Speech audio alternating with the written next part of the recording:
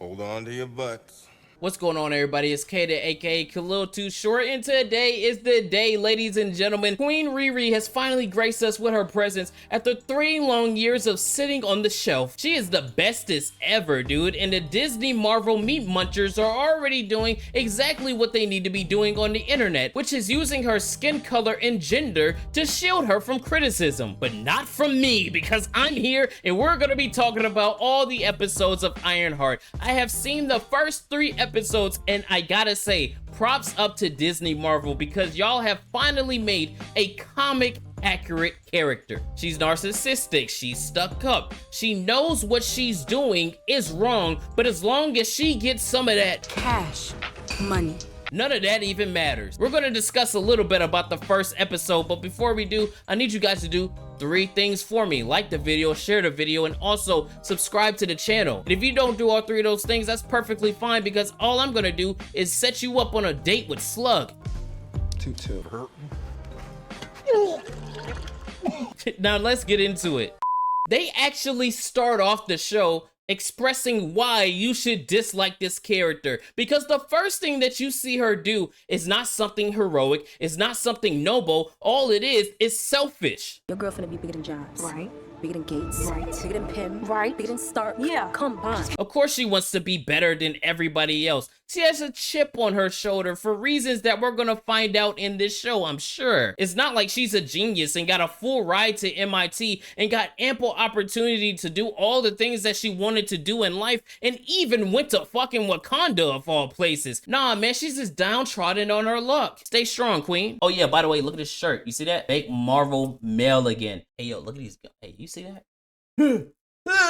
Sit your ass down. We also need to remember that Riri Williams is a genius, okay? She is the smartest person in the room, but this genius somehow can't figure out that in order to do what she really wants to do, which, as she says in the show, is create a groundbreaking AI to make suits that help the world, like first responders, medics, and things like that, that she needs to create something else to get her in the door in order for her to get the finances. Cash money.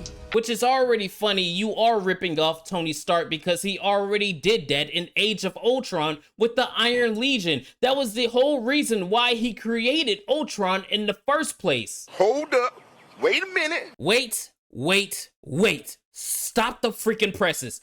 Why on earth are you struggling for money right now? Do we not remember Wakanda Forever? This little midget-ass woman made a vibranium detector even though she had no vibranium to detect. That is a genius invention, and you're telling me that no letter organization, no fully fledged private company or country is biting at the bit to try to get you to create anything for them? You should never be lacking for money. You created the most valuable thing in existence on this planet. How are you struggling for money? Knowing Riri Williams, somebody probably offered it to her, but she probably went, I'm gonna do my own thing. Do you think Tony Stark would be Tony Stark if he wasn't a billionaire? No shade. That's just the way the world works. like, why do we have this trend in modern writing where we have to go, do you think that legacy character would be legacy character if they didn't have all of these attributes, and I'm gonna crap all over them just to show you that I'm better than them? Like, I'm trying not to do the meme. Well, you know what? Fuck it. We're doing the meme. Tony Stark was able to build this in a cave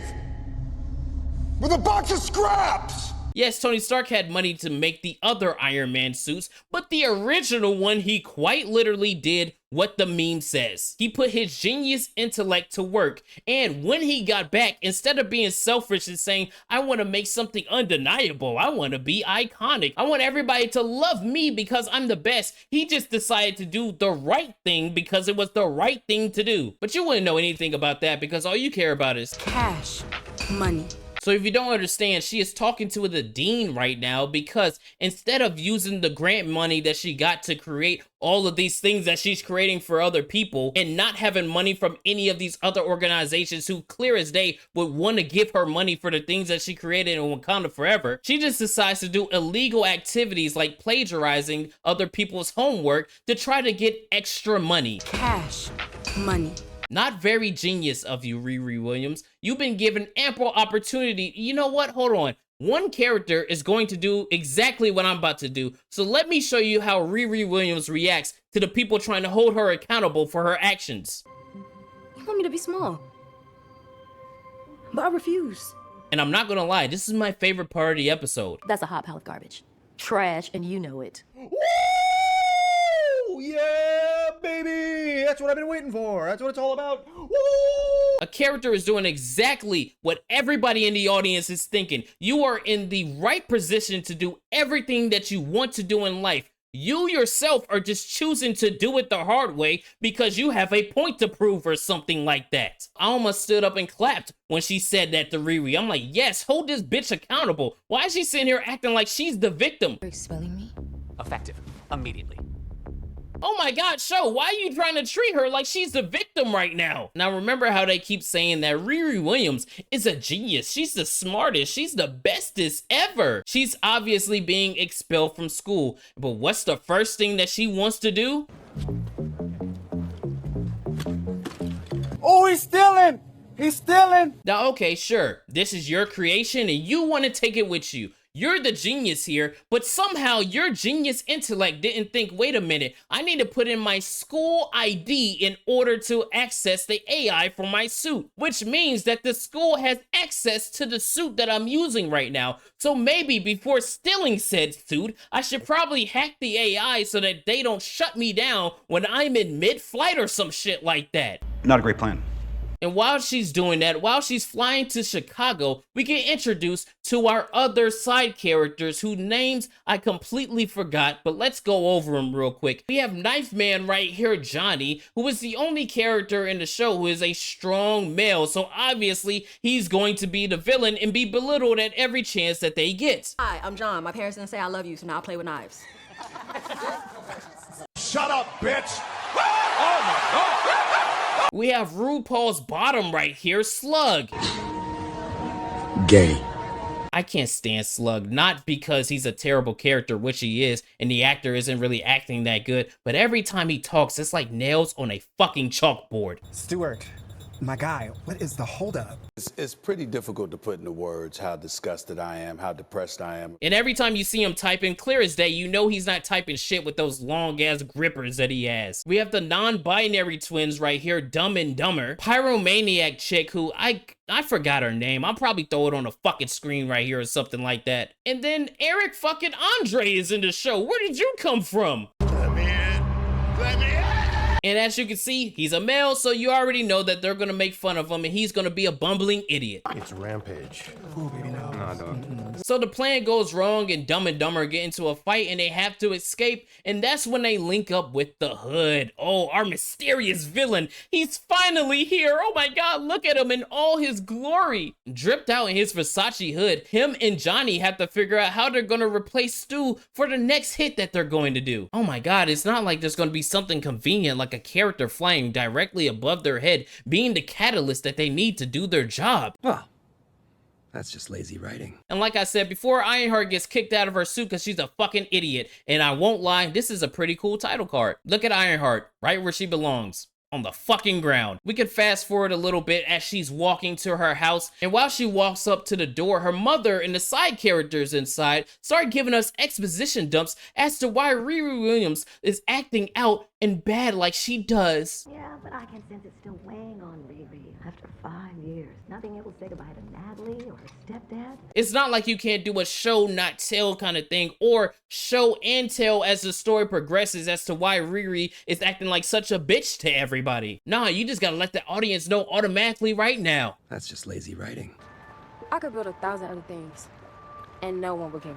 But if I could build one of them better than everyone else, people got no choice but to respect me. No, you're literally fucking lying. We had an entire movie with you as the catalyst because you created something that everybody fucking wanted. Again, another example as to why I don't understand why we're in this situation in the first place. You should be having money falling out of your vagina hole because of what you could create. But of course, it's not even all about that. It's about the recognition. That's all that Riri Williams wants. She wants everybody to kiss her ass and lick her toes. That's all that she wants. Knife Man Johnny links up with Riri Williams because she's trying to get parts for her Iron Man suit and hands her a card inviting her to meet all of his band of colorful misfits. And of course, she jumps at the opportunity to do some kind of job, and obviously this is sketchy, so she's definitely jumping at the opportunity. Not beating those stereotypes, Marvel. Keep it up. And then you get the scene that you see in the trailers where she goes into the elevator, and instead of being the genius and hacking in to get the suit, no, she just goes straight to physical force. Let me just open up this elevator. Look at me, my little 5' nothing ass, lifting this heavy elevator door. And she's so smart that she beats Stu, aka Rampage, aka the punching bag of everyone in this show. It's Rampage. Ooh, baby, no. Nah, dog. Yes, blacks, women, gays. Look at them all excited. And in this moment, our main character has some backbone. Our main character is trying to do the right thing. She sees that these are a sketchy group of individuals, especially this nigga right here, and she doesn't want anything to do with them. So she goes, nah, I'm out. And on her way out, she's like, you're trying to get me to do something illegal. I would never do that. Cash. Money. It's like that nigga instinct started. She saw green and said, well, you know, crime isn't that bad. You know, we can do this. I can take a little money. Yeah. God damn it!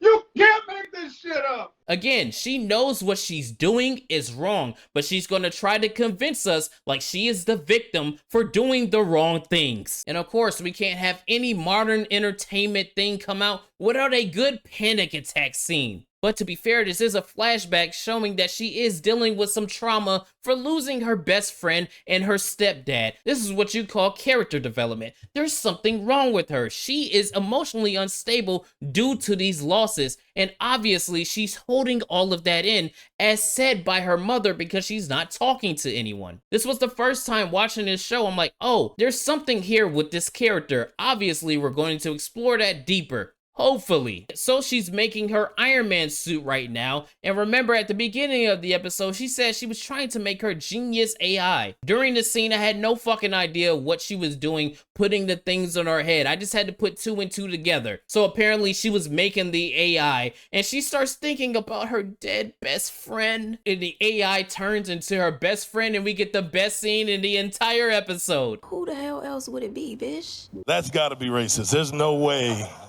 I'm gonna just keep it real. There's no way that is like of our culture. And the episode ends. Isn't this a great episode of television? Can't you wait to see the next one? Do you see me smiling right now? I'm so excited and definitely don't want to drive off a bridge. This was almost 40 minutes of meandering along and dragging us along this unlikable character. Like, regardless of who she is in the comics, in the form that we see in the MCU, she just comes off as stuck up and annoying. She just comes off as, oh, I'm the best. I am just so right in everything that I do, even when I know that I'm doing the wrong thing. Our main villain is our main villain. They're setting up intrigue and excitement, right? No.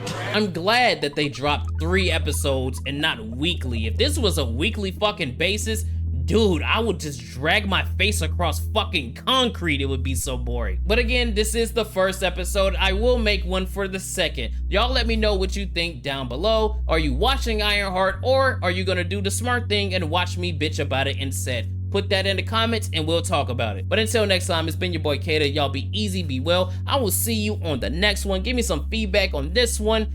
Y'all be easy, man.